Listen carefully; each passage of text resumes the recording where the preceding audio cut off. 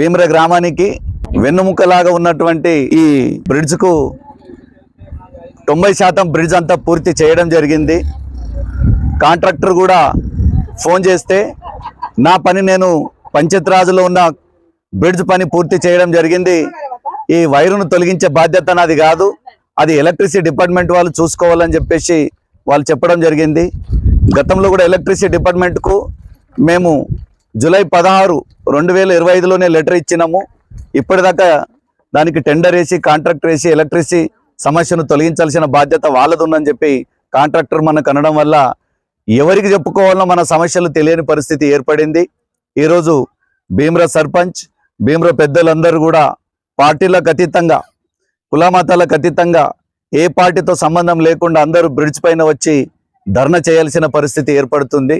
ఎందుకంటే వానాకాలంలో పక్కనున్న రైతులందరూ పంటలు పెట్టుకుంటాం, ముళ్ళ కంచెలు వేసేస్తాం, మా చేనులకి వెళ్ళి మా రైతుల కడుపు కొట్టద్దని చెప్పేసి ఒకవైపు రైతులు మనకు ఆవేదన వ్యక్తపరుస్తున్నారు.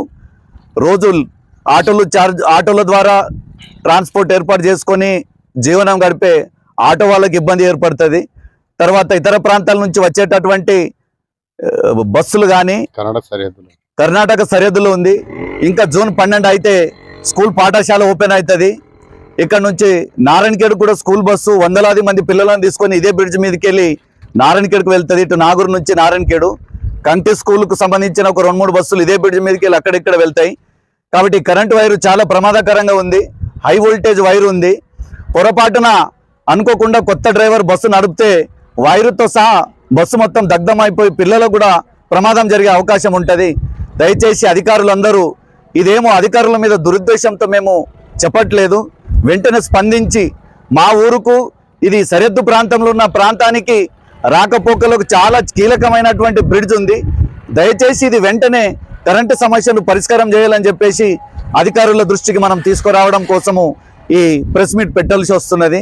అదేవిధంగా మన అధికార ఎమ్మెల్యేలు కూడా, ఎంపీలు కూడా ముఖ్యమంత్రి దృష్టికి, ఆఫీసర్ల దృష్టికి తీసుకువెళ్ళి మా భీమ్ర గ్రామంలో ఈ కర్ణాటక ప్రాంతంలో ఉన్న ఈ రహదారికి విముక్తి కల్పించాలని, పెద్దలు జోక్యం చేసుకుంటే ఇది పెద్ద సమస్యగా ఉండదు. కాబట్టి రోడ్డు మీద మనం ధర్నా చేయడం కంటే కూడా ఎంపీ ఎమ్మెల్యేలు దీనికి స్పందించి తక్షణమే పరిష్కారం చేస్తే ఈ ప్రజలందరూ, భీమ్ర గ్రామ ప్రజలందరూ మీకు రుణపడి ఉంటారని కోరుతున్నాం. జై హింద్. వైరును వెంటనే అధికారులు ఇంతకు ముందు కూడా 15 రోజుల క్రితం అందరూ ప్రజలు రోడ్డు మీదకి వచ్చి ఇదే బ్రిడ్జ్ మీద ధర్నా చేయడం జరిగింది. ఇది 2వసారి. తక్షణమే అధికారులు స్పందించి సమస్య పరిష్కారం చేయాలి. లేని ఎడల దీని కార్యాచరణ పెద్దగా ప్రకటిస్తే అటు అధికారులకు కూడా ప్రమాదకరంగా మారుతుంది. ఎందుకంటే ప్రజా సమస్యలు పెద్దగా కాకముందే స్పందిస్తే బాగుంటుందని చెప్పేసి మేము ఈ భీమ్ర ప్రజల తరపున మీకు కోరడం జరుగుతుంది. బ్రిడ్జ్ పై వైరును వెంటనే, బ్రిడ్జ్ పై వైరును వెంటనే